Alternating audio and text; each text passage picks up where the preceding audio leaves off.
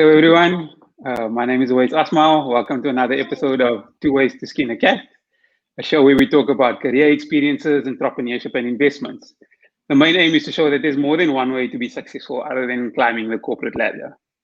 A reminder that the show will be available on YouTube and on podcast by latest tomorrow morning. So if you're watching live, please drop a 1 in the comments so that we know we're not talking to ourselves, and drop a 2 in the comments if you're watching the recording. So my guest today is actually, normally we talk entrepreneurship and investments, and we want to show different ways other than climbing the corporate ladder. But my guest today is somebody who actually climbed the corporate ladder. So something different for the day.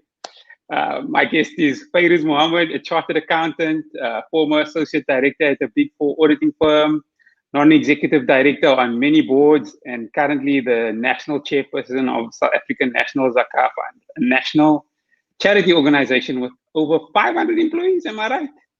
Or is it much bigger than that?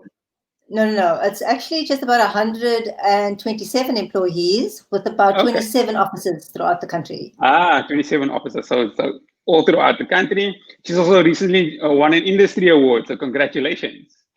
Oh, thank you. Fayruz, thanks so much for joining me. Maybe to jump straight into the questions, tell us your story, where you come from outside of work. Who is Fayruz Mohamed? Give us that backstory.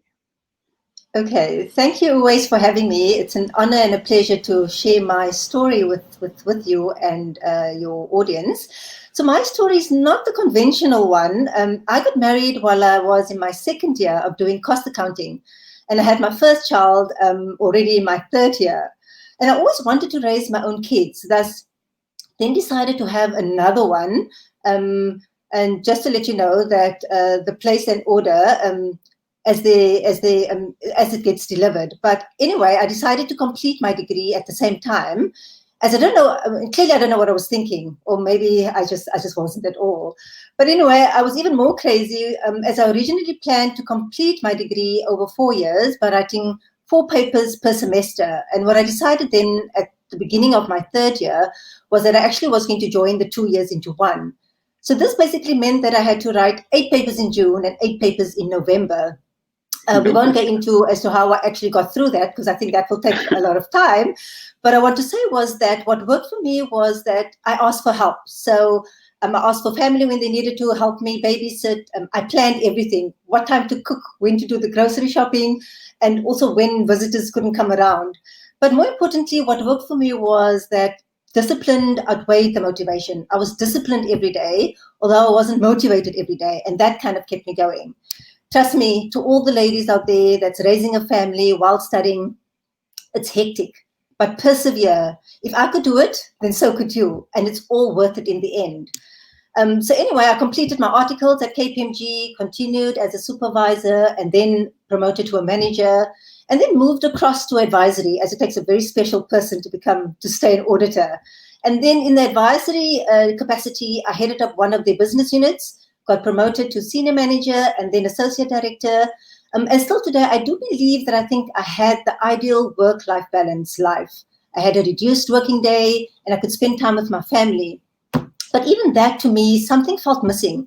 And I think I wasn't fulfilled. So when I had the opportunity to leave KPMG, I resigned.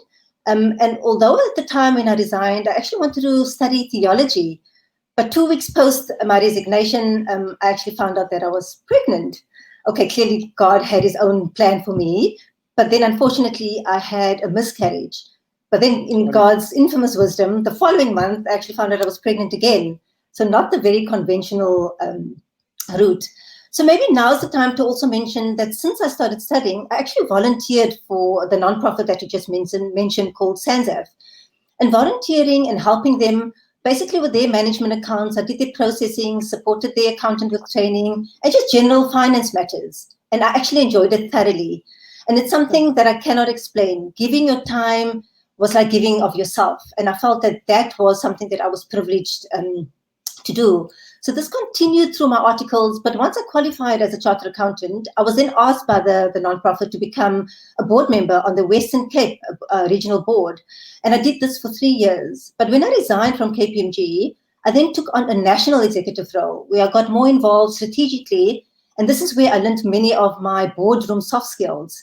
And I gradually progressed in the organization where I'm now the national chairperson. So in terms of my career now, with my fourth child that started school a few years ago, I felt that I had a little bit more time on my hands. You know, women are very multitask and we can do many things at the same time. And because I actually enjoyed being an NED, I decided to focus my efforts a little bit more in this field, but I wanted to do something a little bit more formally. So I completed the Certified Director course at the Institute of Directors of South Africa. And thereafter, I did some additional courses to enhance my skills like technology governance, risk management, mastering board leadership.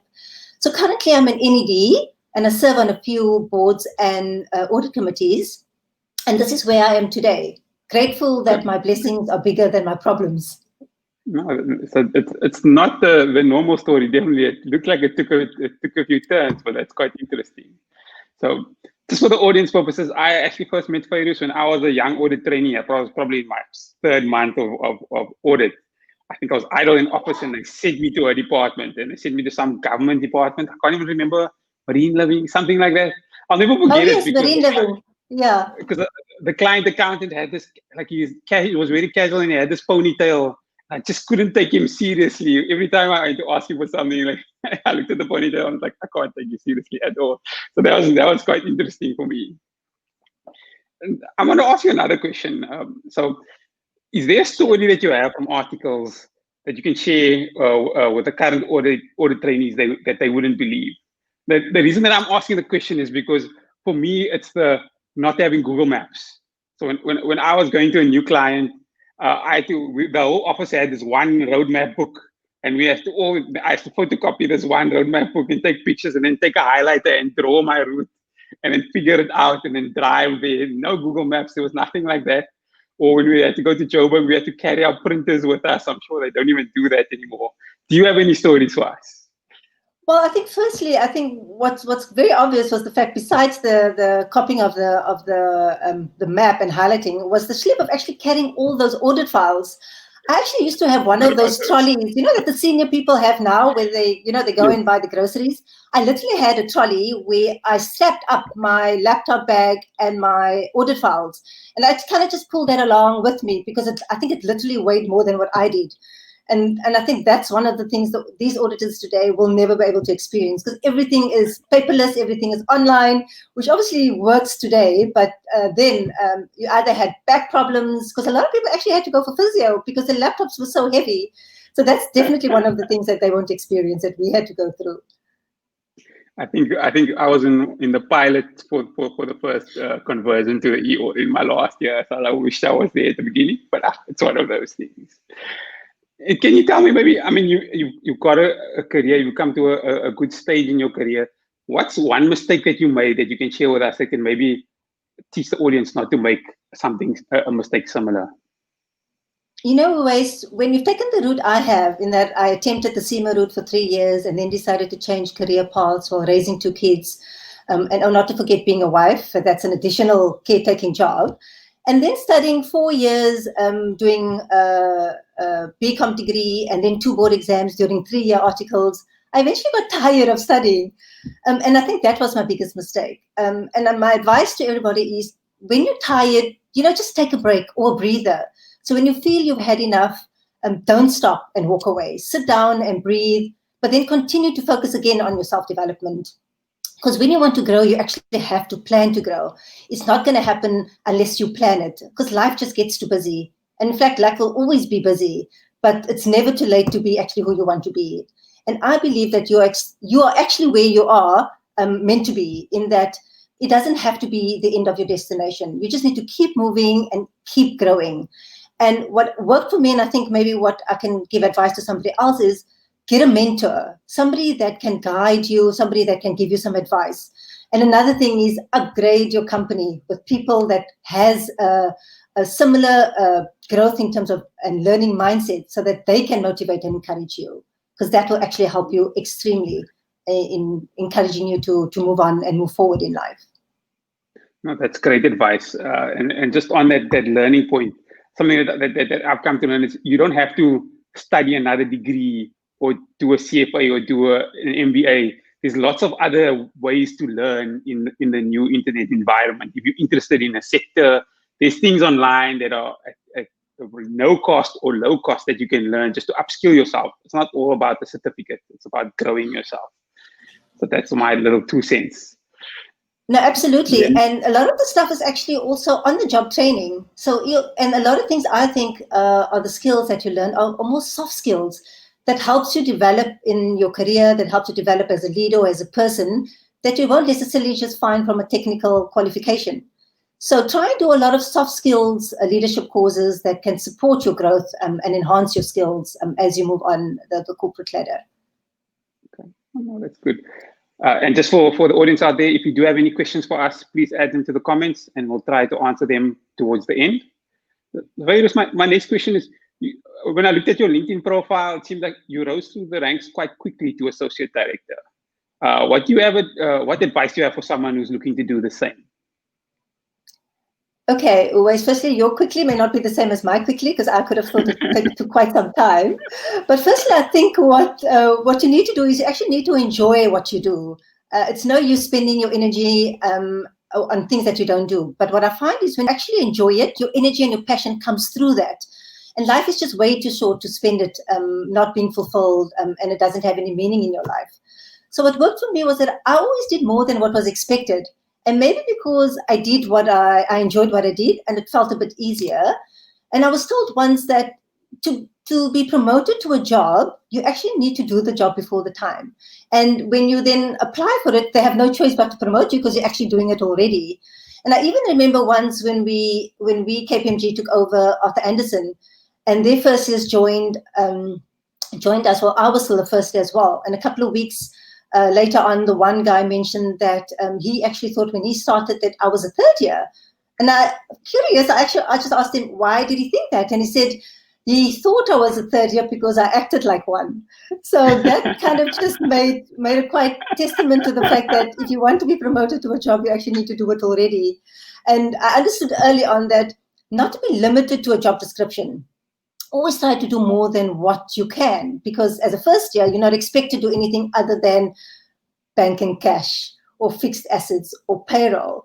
But I think when I was already in my 6 months of articles and in the business unit that I was in, I was already doing financial statements. I was billing the client, collecting the client fees, because I understood that you needed to move the hours to debtors, the debtors to cash as a normal business.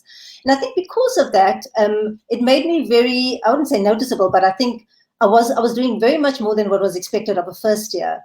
But what also worked was the fact that I had good relationships with people. I never took things personally. My motivation or my goal was always to try and improve whatever I was doing. So if people were critical, I took it as a means of way to improve. And I think what also worked was the fact that I always gave people the benefit of the doubt. And treating people with the level of respect that you want to be treated, I think goes a long way.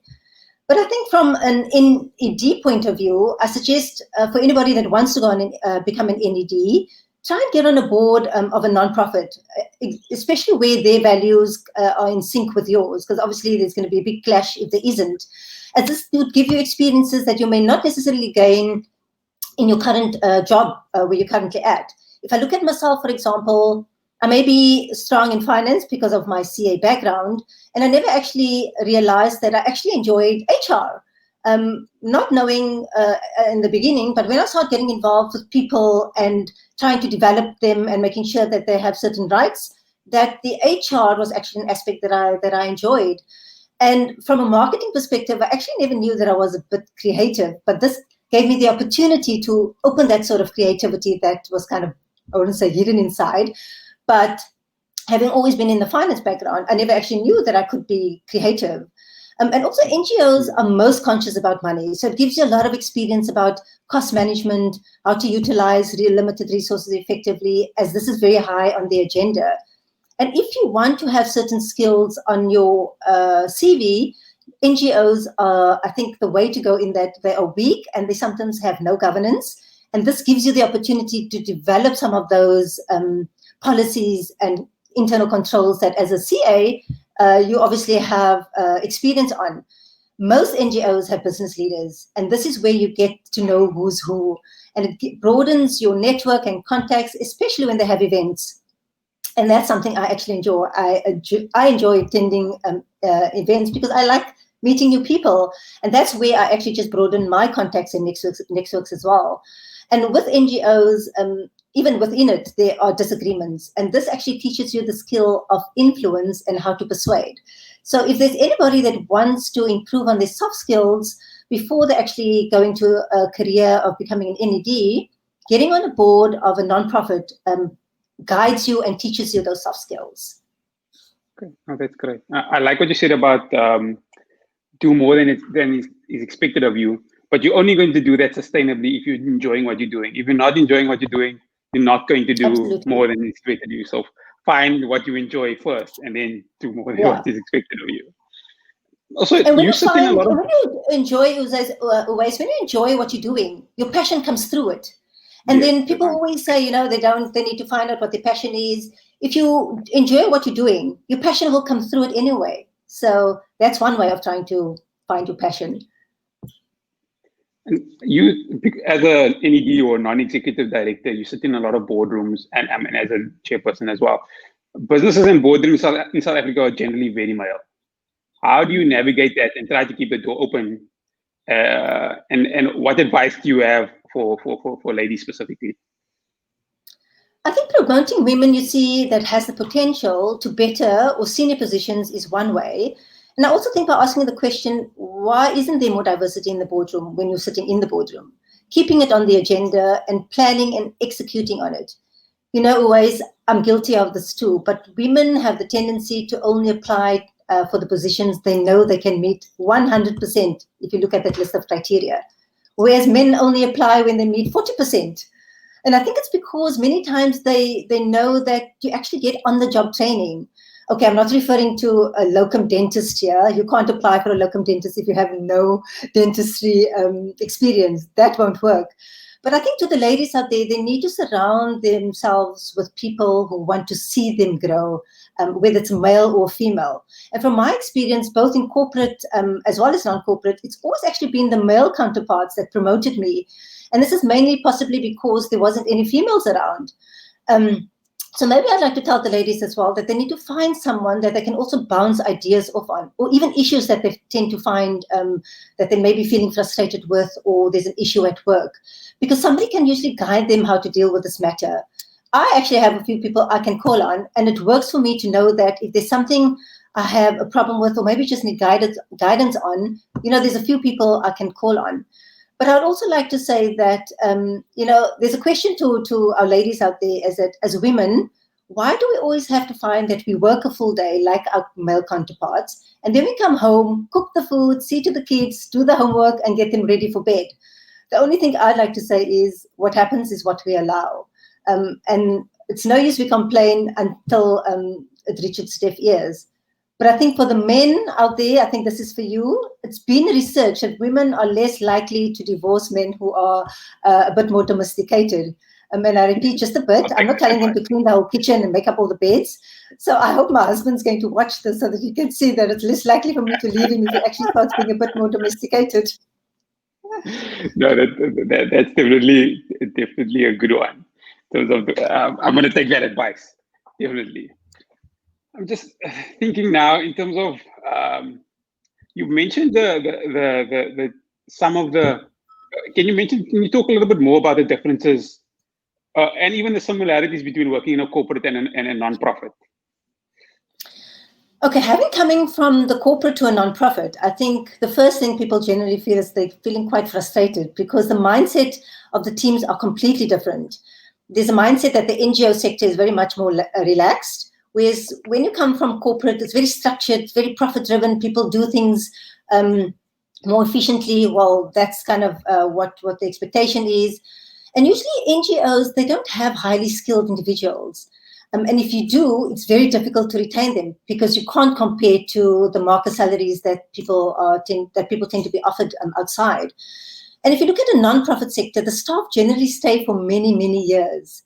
And in the corporate, they obviously move on because they're a little bit more ambitious, so they tend to move on much quickly. From a technology point of view, if there's hardly any, it's very less advanced compared to corporate, and obviously because they don't have the resources. And a very common thing with NGOs is that there's usually a lot of burnout, because an NGO is not an 8 to 5 kind of job, especially if involved with projects from a project point of view. If you look at a relief organization, it's a 24-hour job. If something happens in the middle of the night, you have to get up, you've got to see to the beneficiaries. There's not a response where you're going to say, sorry, I'll deal with it tomorrow morning when I get to work. So that's kind of one of the ways I find the differences between an NGO and corporate sector. However, from an NGO perspective, I think serving humanity gives you purpose. It gives you meaning, and it gives you fulfillment in life. And here I want to say is working or volunteering for an NGO shouldn't be the reason why for you to look for purpose, because you already have purpose, whether you're a father or a sister or a brother or a mother, etc. You have purpose. I think what you're probably missing is just meaning and fulfillment in your life. So the advice I can give you is get involved in a community-based organization. Start small, just give an hour a month of your time. Soon you'll find that you'll be giving more than just an hour, because I cannot explain what it does to you as an individual. And in fact, it does more to you as an individual than what it does for the organization. And when you start, you just can't stop. I mean, I've been involved with the organization for actually 22 years, and I don't think I'll ever stop. And I've been volunteering for them for 22 years. So even from the time I started capturing their books to the time of being a national chairperson, it's been a volunteer position. And I think people generally now call it an unpaid professional position, because it's, you know, as a volunteer, we actually take it quite seriously. It's a job that I do, I just don't get paid for it. So it's not a mediocre kind of role that you take on just because you want to add it to your CV. You've got to give that commitment to the organization if you want to add value and have meaning in your life. I want to go back to what you mentioned a little bit earlier about especially women not wanting to 100% comply with the position before, and men not necessarily doing the same. What interesting for me, the switch that I made, because I used to be a little bit like that, but then I realized by doing that, you actually you self-excluding yourself, you taking yourself out of the equation without giving the person the option to decide, number one. And number two, like especially for applying for jobs, I've actually applied for jobs where the job description that they put out, it has actually nothing to do with the job description that they explain to you when you come to the interview. And by you looking at the job description and saying, I can't do this, I can't do this, if you can get to that interview stage, you might actually find out that they'll teach you, like you mentioned, or it's not really that big. It might seem big on a job description, but when they explain the job to you, it's like, oh, it's 5% of a job, and it's not actually that important, and it might actually be worth your time. So, yeah, that's my little advice for anybody else who's also thinking about don't exclude yourself from the you lose or you miss all of the hits that you don't take, or all the chances that you don't take. Let's put it that way. And I had a quick carry on. Absolutely, always. And I think that as women, like I said, we kind of go through the whole, and I do that too. I look at the list of criteria and I say, okay, you need to have the specialist industry knowledge. And I may meet 99% of everything that's on that list of criteria, and I miss the specialist industry knowledge. But if you look at it, a lot of people actually, if it's so specialized, there aren't many people that will actually be able to apply for the position. And a lot of the times they actually give you that on-the-job training. But because you missed that one item, you think to yourself, there's no way I can do it. But at the end of the day is send in your CV. If they ask you to come for an interview, it means that you're competent enough to meet the job criteria. What they actually want to then just get to know in the interview is actually just the fit of the individual, of whether they can meet with the team.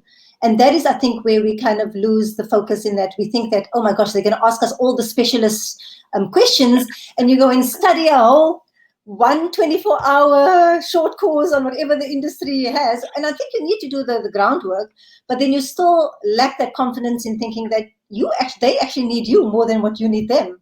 So, so as women, we tend to kind of lose opportunities in that way. I had to look through the comments, and there aren't any questions. So it looks like we've asked you all the important questions.